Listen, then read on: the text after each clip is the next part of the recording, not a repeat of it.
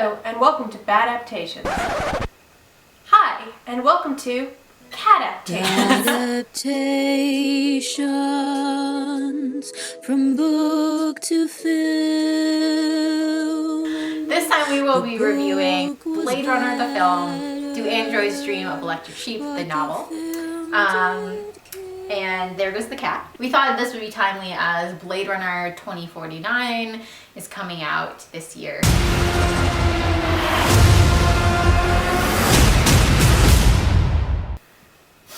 I don't know if I'll be seeing that one. I don't have high hopes for it. No, but if you see it and you absolutely love it, send us some kind of message.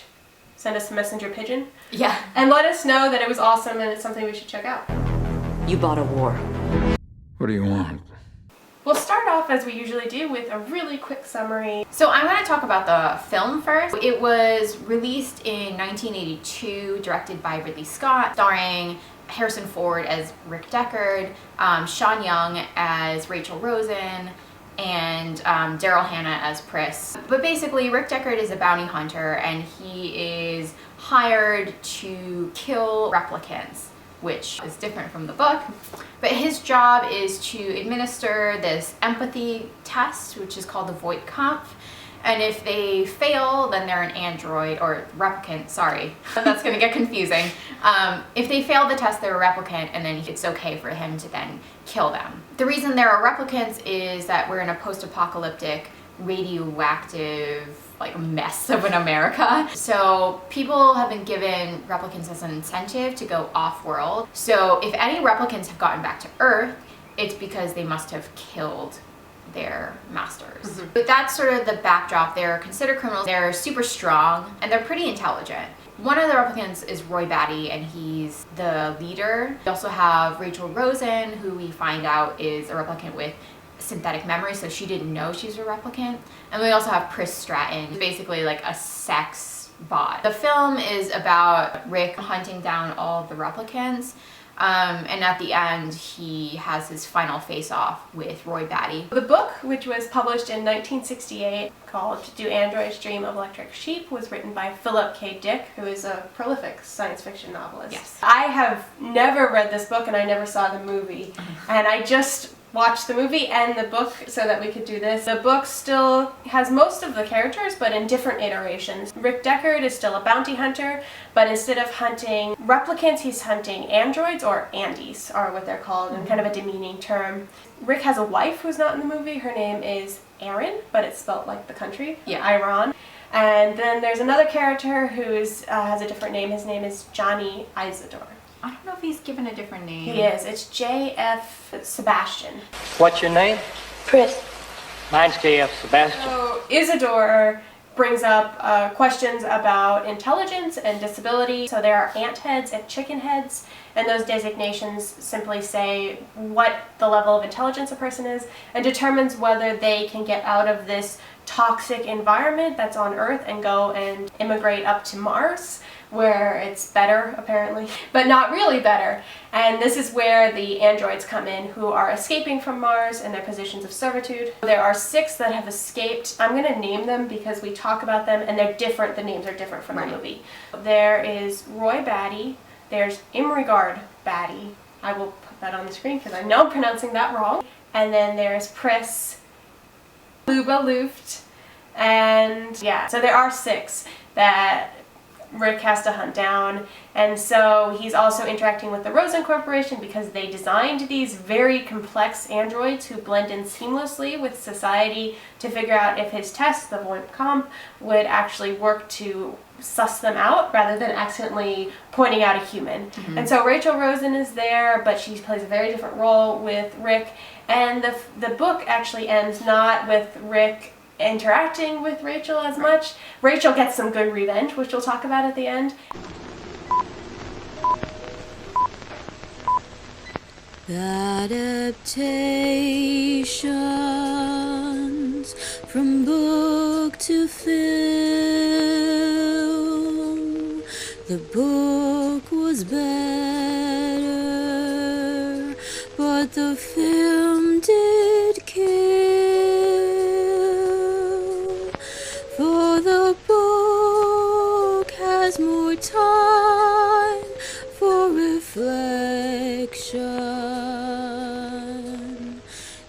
but the film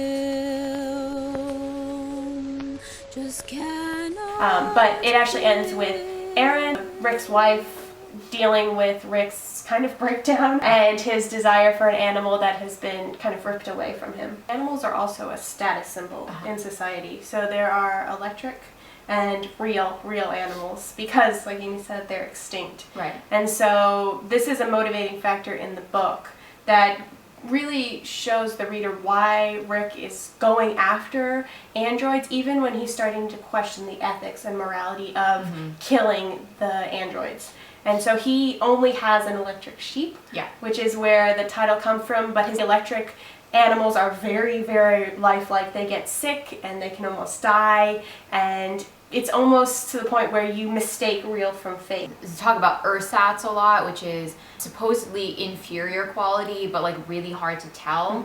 And so that's the whole point with the androids. It's not just a book about like robots. It's more about humans and how we define what it is to be a human. But in the book, you have this really interesting spectrum where the androids, which are almost human-like, have a lesser position in society and can be willingly killed, versus the animals, which are almost taking priority over humans. Anyways, the book takes place in one day. He has already retired 3 Andes, so he started off with Polakov. And then he finds Luba Luft. Luba in the book. In the movie, she's Zora, and she does a sexual snake act. Yeah, and she's an exotic dancer. Yeah, and it's because of the snake that Rick even finds her. Yeah. So the replicants in the movie are pretty sexualized. The female replicants, female, yes. Especially because Luba Luft is, in the book, she is an opera singer, so that's symbolic of like high society. Can androids dream is one of the questions he asks, and he says, well, Luba must have dreamt because she wanted to be an opera singer. So she came to Earth so she could be that. So she's very much high culture, which plays against our expectations of androids. We think that high culture is reserved for humans, not animals, not machines. We don't get that in the film. They're just sex slaves. It is commentary in a different way, though, in like saying that men create women replicants only for sex. The death scene of Zora is she's only had time to put on this like clear, who owns a clear plastic raincoat except for like Hannibal, but she puts on this clear wrap plastic raincoat, and so Rick shoots her out on the street, and so her basically naked body is splayed out for everyone to see. Rick Deckard realizes that there's a flaw in the Voight Kampf, is that they don't test empathy towards androids. Deckard realized he started to empathize with, well, only the female, the sexy androids. He kind of decides after this he's not going to retire Andes anymore. But of course, he's still got 3 left to kill. Rachel plays a role in the book in helping track these Andes down, but it's very different because in the movie it's played up as this god-awful romance thing. In the book, she actually is the one manipulating him into sleeping with her. Yeah. So in the film, there's a rape scene. They try to play it off not as a rape scene, but it's clearly Rick Deckard he throws Rachel up against a wall. And he blocks her from getting out. She's trying to leave. Yeah. He's like blocks the door. And the way that they try to justify it is that she can't feel emotions, so she can't act upon emotions even if she wanted to. In the book, Rachel is like a bounty hunter for the androids, because when she goes to Rick and they rent a hotel room, she manipulates him into sleeping with her because she says afterwards no bounty hunter except for one, Phil Resch, has been able to retire Andes after having slept with me. So she's seeking to retire Rick as a bounty hunter. She knows she's an android in the book. In the movie, it's this sad recognition. She has like a little picture of her family that she brings to Rick, and she's like, see, I do have a family, and I'm a person, and I'm real. And then he breaks it to her, and she's sad, and she can't handle it. We also don't have the whole Mercerism plot, which is sort of this pseudo-religion in the book where like LSD and Scientology and Christianity were mixed together in a pot and then baked in an oven, Mercerism would come out. Yeah. I guess the main point is that androids can't fuse with Mercer. Even the chicken heads the specials, the people who have been deemed sub-intelligent humans, they can still fuse with Mercer, which proves that they're still human because they have empathy. Yeah. And Deckard is actually just a step above being considered a special. So Johnny Isidore is chicken head level, I think. And so the names are indicating the size of the brain. Isidore is the special, but he actually has more empathy than Rick Deckard. Isidore finds a spider, brings it in like to show Pris, who he's kind of like got a crush on, and Pris is like, why do they need so many legs? And Irmgard is like, well, see what happens.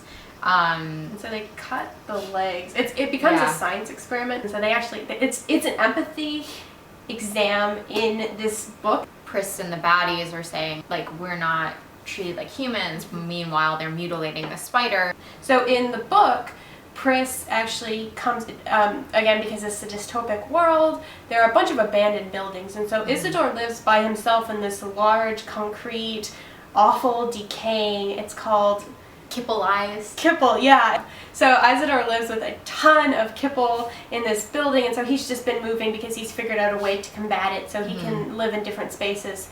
And one day he notices that somebody else is there, and it's Pris. And when he first meets Pris, she actually introduces herself as Rachel, and the description that's given to the reader reads as Rachel's description. She has long, beautiful eyelashes and big eyes. So she is the Rachel model, and she's even using Rachel's name, but she's definitely not Rachel, she's Pris. Yeah.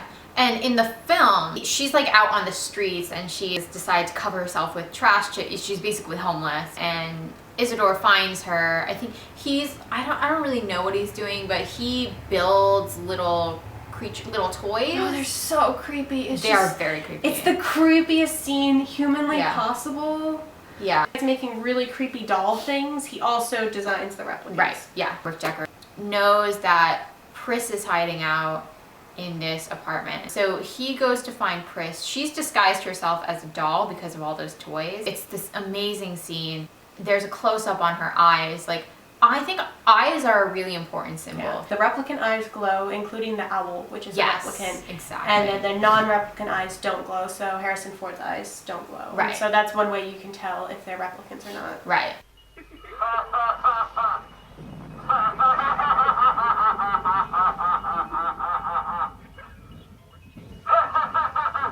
She like tries to kill him with her vagina. Basically. Yeah. Like, she launches her vagina at his face.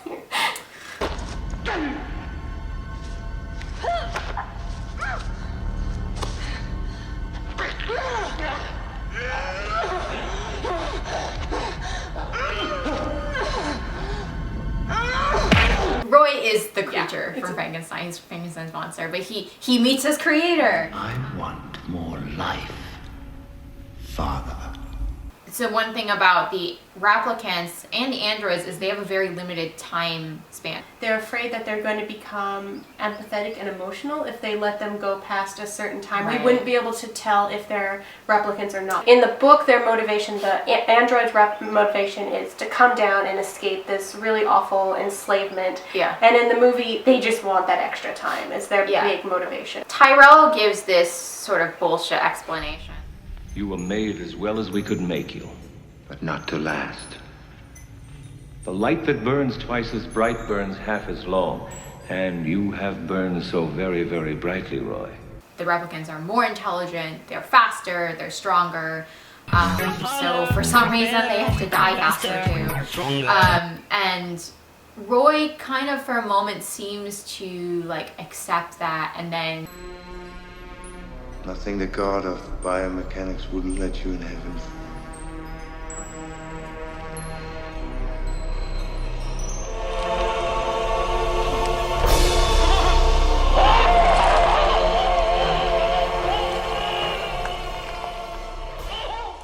It's like Daddy Issues the movie. One more kiss, dear.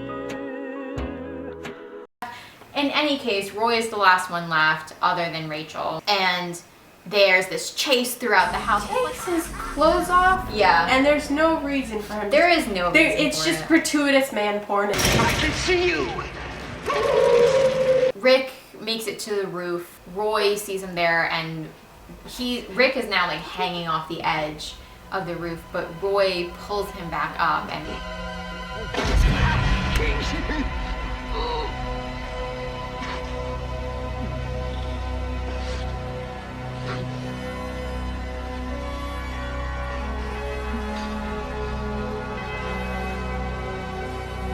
we get the most iconic scene, the most famous scene from the film, which is the Tears and Rain monologue. I watched sea beams glitter in the dark near the 10-house gate.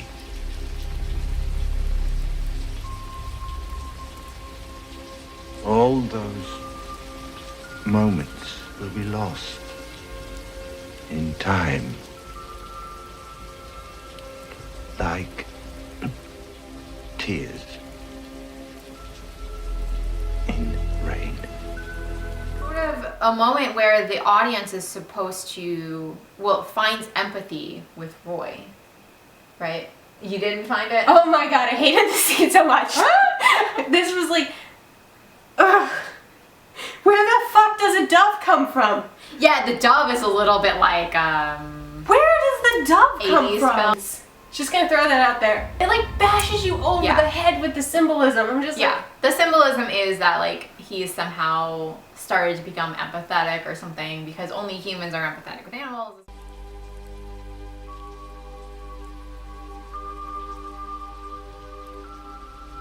So, I think I know what you're gonna rate this film, but what did you think? before I get a bunch of hate mail, because I know how iconic and beloved this film is, I like sci-fi movies for the most part. I don't read a lot of sci-fi like Amy because I don't study it, but I mean, I loved Alien, so, but this movie, I was just watching it and I kept thinking to myself, how many times do I have to watch it before I really fall in love with it?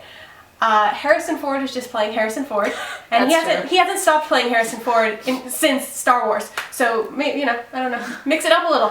This film seemed like a really weak, watered down, take out some plots and stick it all together behind this beautiful, amazing scenery.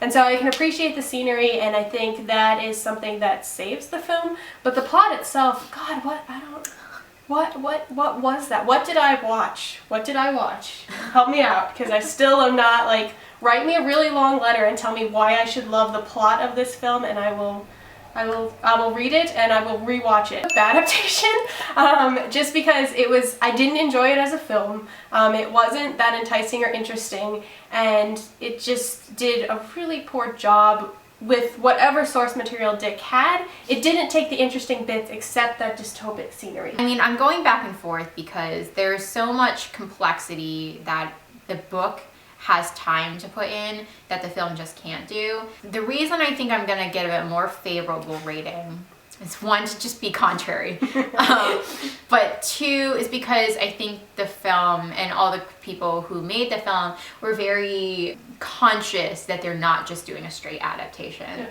So that makes it hard for us to grade it because it's not trying to be like the book. Like it changed a lot of names. It changed the name of the film. Remember, you study sci-fi, so you have the weight of the science fiction. Exactly. I'm gonna give it a good adaptation because otherwise my advisor is gonna kill me in my sleep. Good adaptation, but with a lot of reservations. So I mean, I think that rape scene is if I watch it again, I think I'm gonna have to fast forward through it. I really like the costuming. I think that's iconic. Costuming gives you a lot more commentary than even like the dialogue does. So I mean, I think, yeah, I'm gonna give it a good adaptations mainly based on how the film looks.